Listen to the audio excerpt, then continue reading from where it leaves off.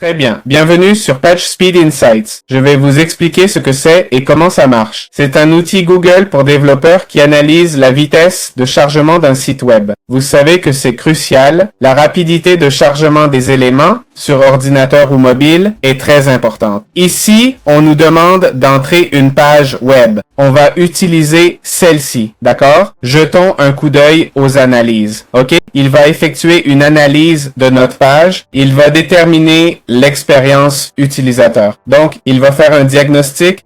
Attendons un peu. Voilà, on commence à voir les données, ok? On a les résultats pour mobile et ordinateur. On a les deux jeux de données.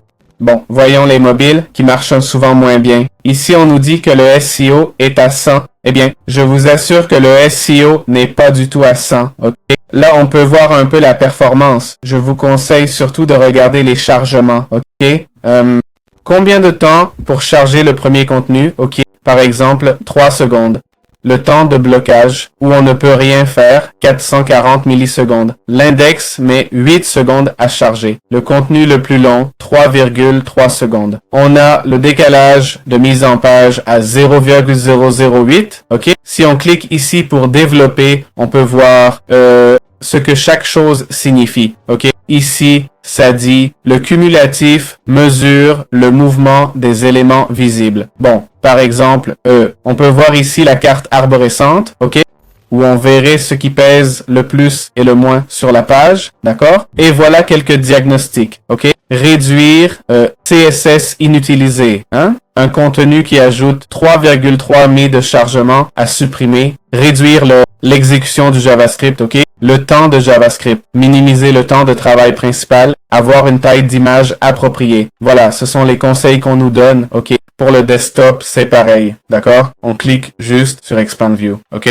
Et ça nous donne l'info. C'est aussi simple que ça. Si on va au type de diagnostic pour le FCP, ok? C'est-à-dire le premier contenu, ok?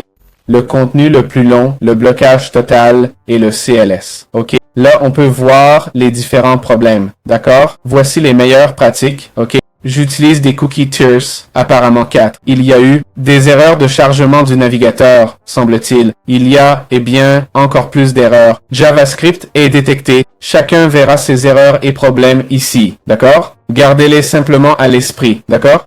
C'est un bon outil pour la performance, mais ne vous y fiez pas à 100%, ok? C'est intuitif. Si ça dit 80, mais ça charge bien, c'est bon. Vous voyez? Vous n'avez pas besoin de plus. Parfois, ça aide à trouver une erreur dont on n'était pas conscient. Voilà. J'espère que ça vous a plu.